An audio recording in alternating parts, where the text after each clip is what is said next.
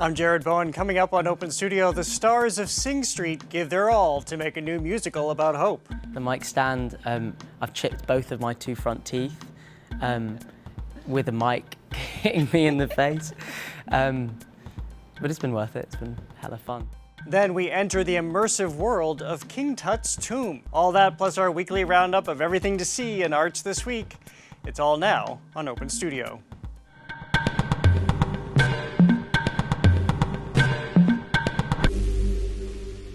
It's one of the few fortunes of the pandemic that when the new musical Sing Street couldn't open on Broadway, it opened here with the Huntington Theatre Company. It's based on the film of the same name and is set in 1982 Dublin. Times are tough, the economy is hurting, and Conno, a teenager, is watching as his family pulls apart. Until he meets Rafina, and he tries to woo her by asking her to be a model in the music video for his new band. Problem being, he actually has to create a band. In a moment, we'll meet the stars of Sing Street. Courtney Carter, Adam Bregman, thank you so much for joining us. Give me a sense of your take on the show with your character Conno. This is 1982 in Dublin. Times are really tough. What is he facing? Well, the whole country is in like a hole, as one of the characters says, it's in a recession. There was some contextual research, and the context grounds the character, but I think the nice thing about the story is it's not all about the context, it's a universal kind of story. He's facing the kind of struggles that kids today would be facing, that kids in the 1980s and before were facing. His family's falling apart, he's on the cusp of, between being a child and being an adult and having to make decisions for himself. It's a very universal story, and so I think that's why people can relate to it. And where does your character come in? She seems like the picture of strength when things aren't necessarily happening well for her either. Right. I mean, Rafina she really is a wildflower growing through concrete in this terrible, terrible time. And she's just trying to make something of herself because she's just had such a terrible life. And she heals through Connor's music. Well, it's so interesting that music is it is the universal element here. We can all relate to music. We all have music as a soundtrack to our lives and a coping mechanism. How do you see it used in the show, and how does it relate to who you are? So what I find quite interesting about the show is it's a musical, and the normal basis of a musical is once you're too emotional to speak, you sing.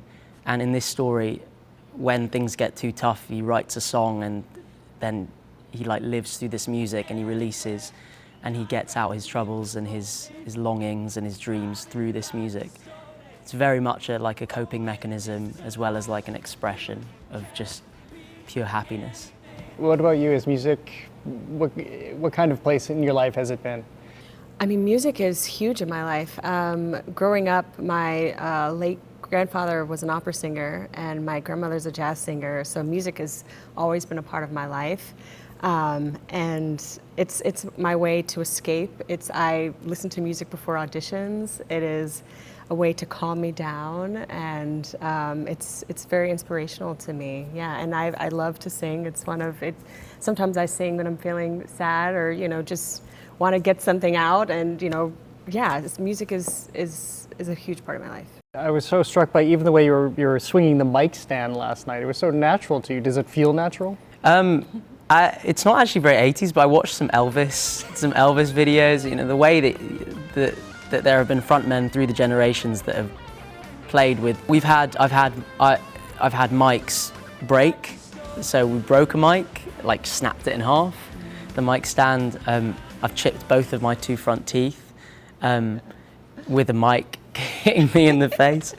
But it's been worth it. It's been hella fun. They're fixed already, it looks like. No, they're small. They are very small chips. What about you? You have to be a supermodel. I watched a lot of Whitney Houston and a lot of Janet Jackson and Grace Jones and Naomi Campbell, people who were really in at the time.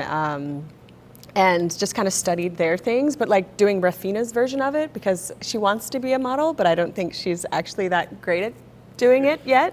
I was wondering, because this is a new musical, essentially, I know it's had at least one other iteration in New York, but so much of it was shaped between New York and then launching here at the Huntington.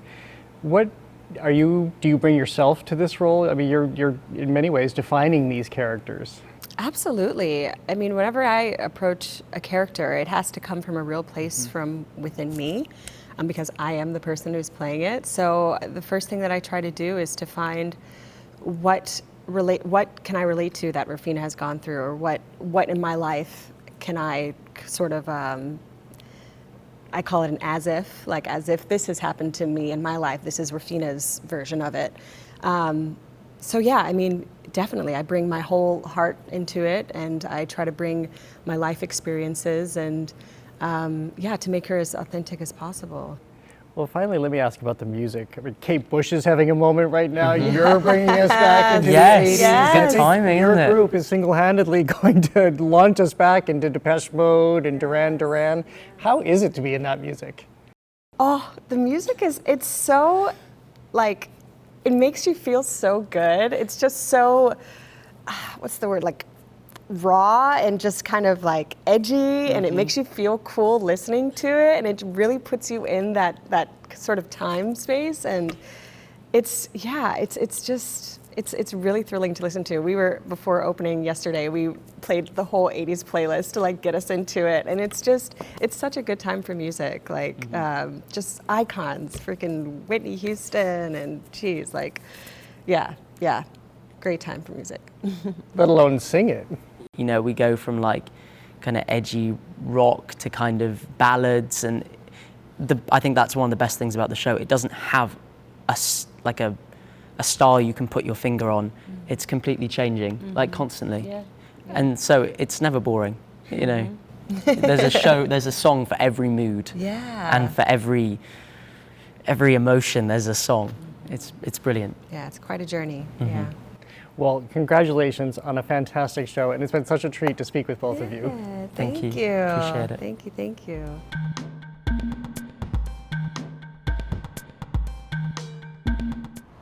I'm here in Boston's South End, where we can see an Egyptian influence is taking hold, courtesy of some teenage artists working with the city. But if we head just down the block, we can actually enter ancient Egypt. 100 years ago, sifting through the Egyptian sands, Howard Carter made the find of a lifetime. He discovered the ancient tomb of King Tutankhamun. Now we have a chance to take in that find for ourselves, virtually, in the exhibition Beyond King Tut.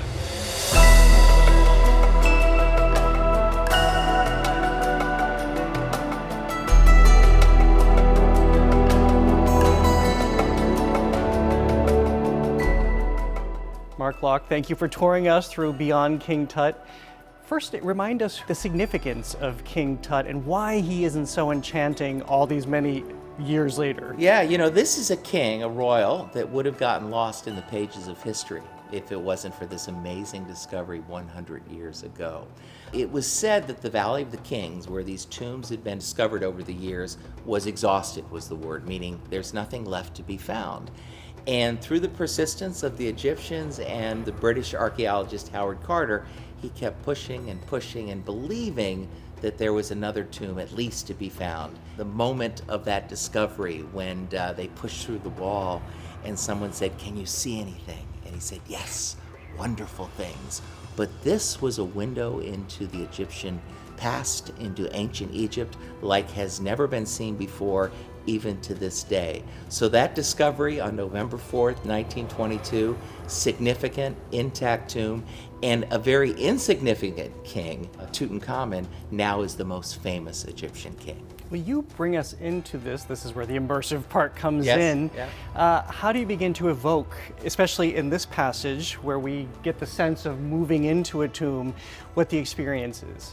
Across from me is an image of the Valley of the Kings, where, you know, those tombs were some discovered, yet to be discovered, the tomb of Tutankhamun. And then we want to bring you through, much like Carter experienced it, not only that moment of discovery, but the excitement felt around the world, the celebrities that turned out to come to the entry of the tomb. And then, of course, it was many, many months, years really, as Carter worked into the tomb and everything inside was removed, photographed, cataloged, and then brought to Cairo. And before we head in to see these images, I mean, even now, here in 2022, it's enchanting. What was it like when these spread across the world? You said celebrities showed up at the tomb opening. What was it like? Well, I think then as now, we're fascinated with Egypt. We're fascinated with ancient Egypt. And that idea that there was a tomb discovered that was never meant to be discovered, was never meant to be found and entered, really, and to know that it was intact, all the things that were put inside were still there, it was headline news all around the world. This new intact tomb was found, and that's why we talk about Tutankhamun still today. All right, shall we head in? Sure, let's go. Let's take a look.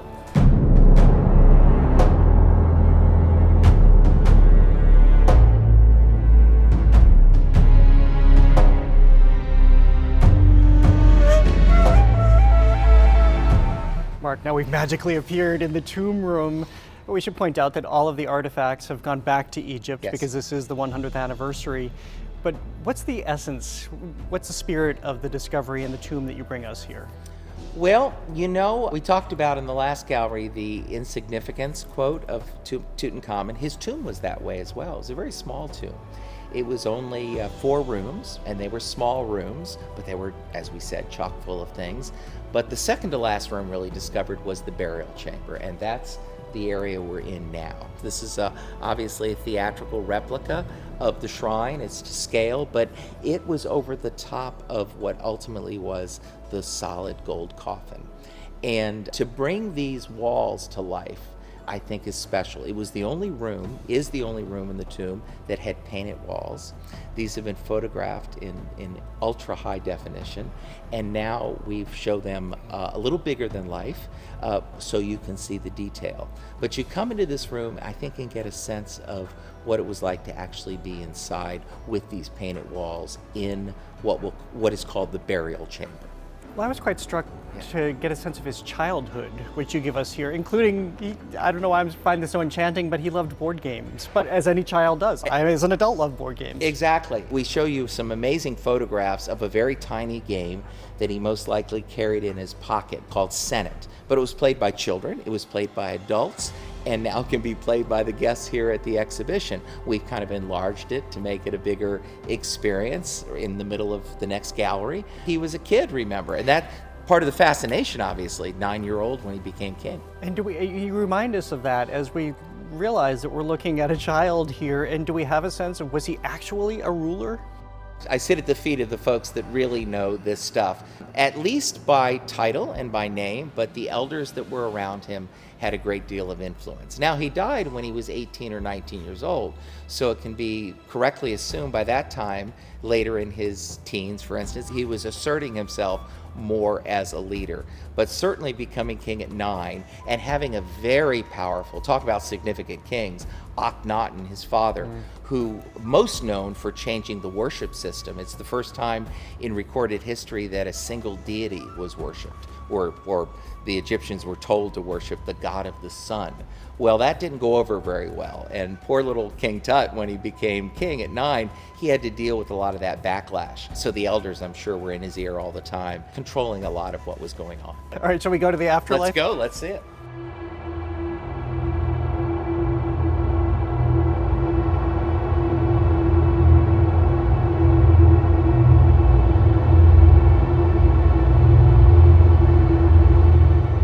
Mark, you take us on a journey here. We're sitting on the vessel itself. What Yes. happens in this gallery? We have 22-foot walls here. We have a theatrical representation, a scenic representation of a boat. And the ancient Egyptians believed that you would journey through the afterlife to the afterlife on a boat. That's why there were so many model boats in Tut's tomb. And to this day, of course, if you visit Egypt, you're going to sail down the Nile, and that's going to be a memorable experience. So that's why we brought the boat into the centerpiece here. Where do we sit with immersive experiences adjacent to the museum world? You just said this will never replace the experience of actually seeing the actual artifacts. But as these come up together, sometimes you do hear of a tension between the museums and these experiences. How do you see this playing out? I certainly am a believer that there's a place for both. And as I watch guests go through, especially folks that maybe aren't at museums every couple weeks. You know, this is a new experience, and bringing, in this case, the story of Tutankhamun to life in a way that our guests maybe didn't expect. And I think certainly if we date it back a couple years, that none of us expected would be part of the exhibition experience, the learning experience, and to be touched emotionally by a story. That's what this does. I don't think there's any denying that. Well, Mark Locke, thank you for guiding us through. We do get to come back from the afterlife, right? Yes, we're going to make it, I think. Stay attached to this vessel and we'll make it through. All right, thank you so much.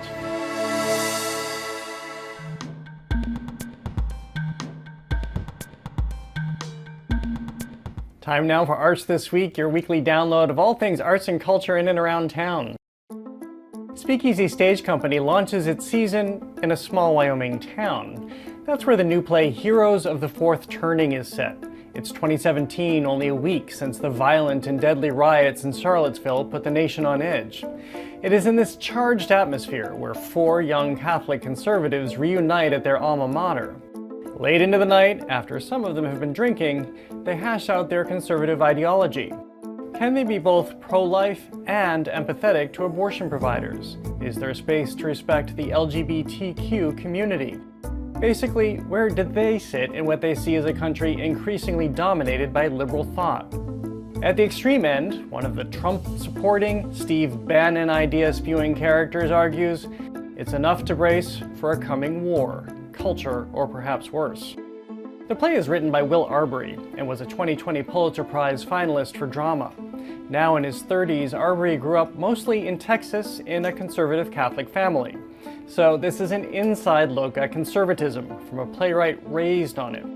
He's created a work that's nuanced, insightful, and prone to provocation. But it's also a heavily talky play with more discourse than narrative structure. Like tuning into Fox News chatter, not on air, but in the green room, where things might be even more unscripted and unguarded. Even so, it's valuable for the 2-hour deep dive into conservative DNA, arguably that which half the country is built on, but which rarely gets space in the American theater.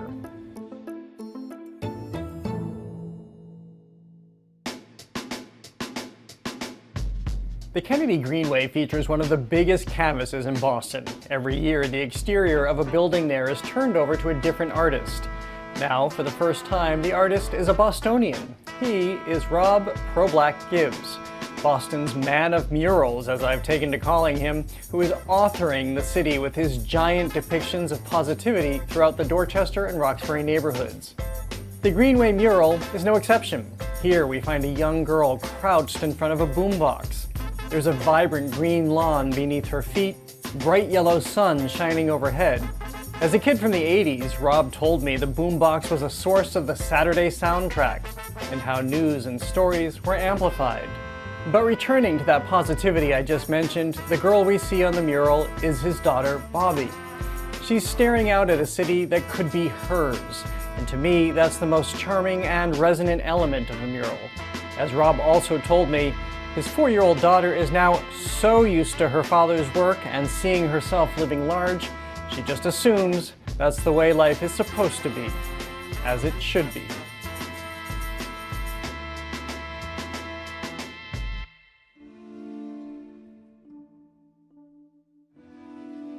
B Simpson, an artist whose work ranges from ceramic sculpture to performance to automotive design, has a new solo show at the Institute of Contemporary Art, Boston. It features 11 of her large ceramic sculptures populating one very dramatically lit gallery.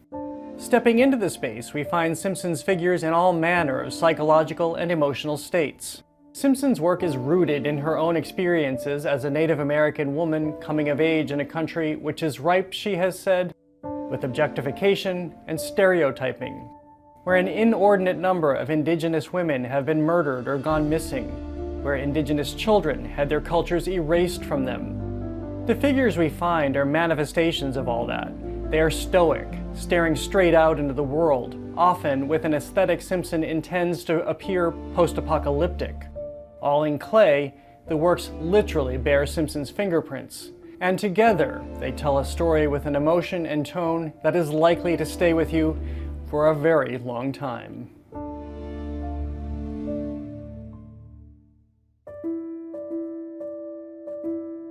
If you walk along the Boston Harbor Walk and into the Charlestown Navy Yard, you'll encounter 20 sculptures, and they will stop you in your tracks. Because that's exactly what local artist Michael Alfano wants you to do. It's titled Of Many Minds, and Alfano is challenging us to think in a different mindset. These sculptures are paired with quotes from an array of activists, thinkers, and scientists. People like Amanda Gorman, Albert Einstein, and Martin Luther King Jr.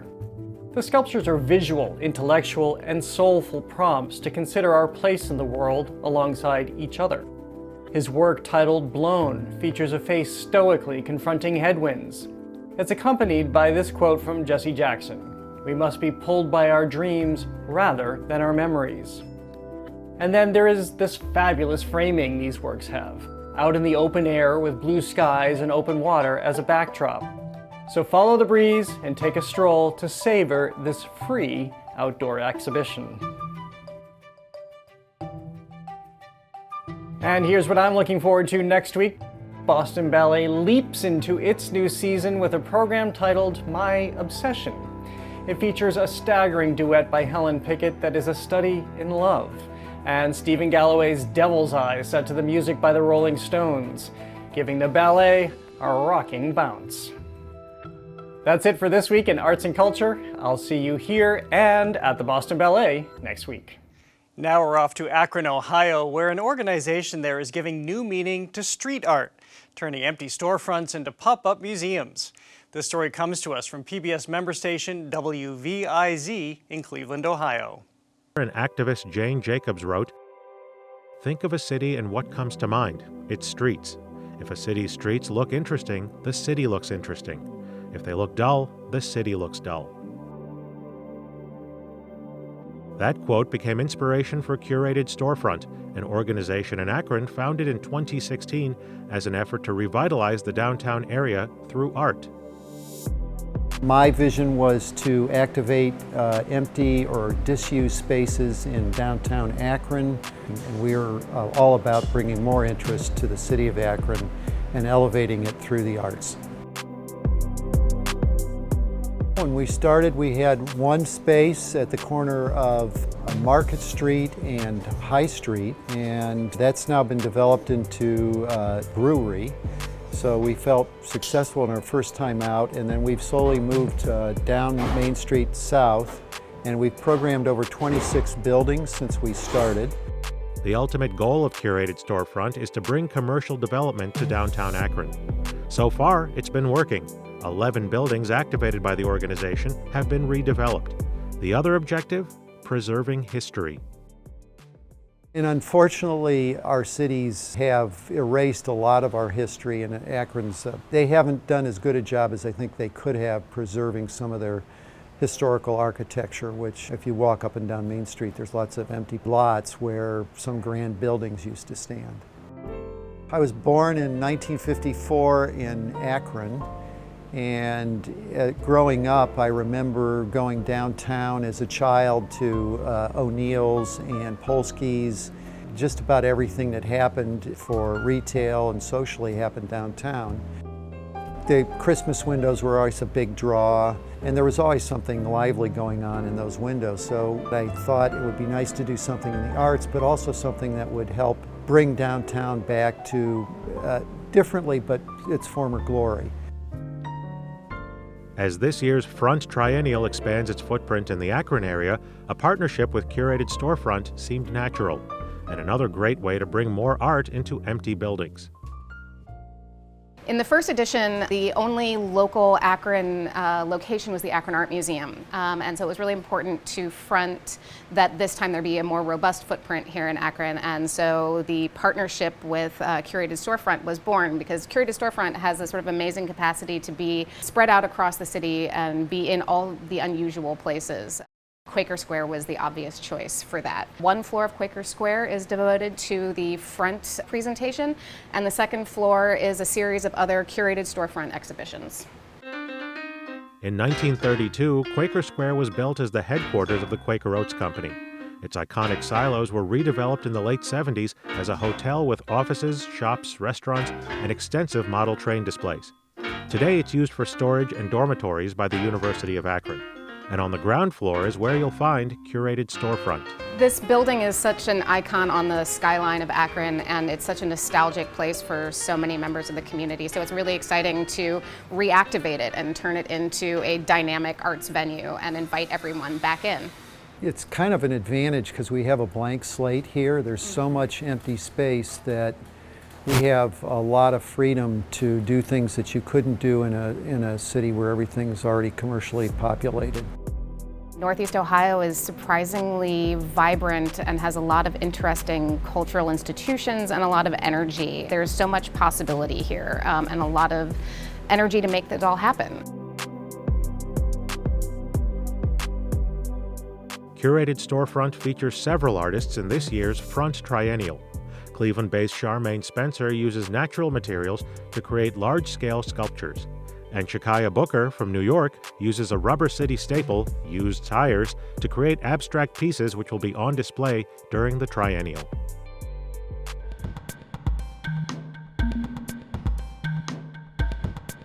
That is all for this edition of Open Studio. Next week, the very emotional reactions to seeing the Obama portraits in person. I wanted to cry. He's an incredible president. As always, you can visit us online at gbh.org/openstudio. And you can see us first on youtube.com/gbhnews. Remember to follow us on Instagram and Twitter at OpenStudioGBH. I'm at the Jared Bowen. I'm Jared Bowen. Thanks for watching.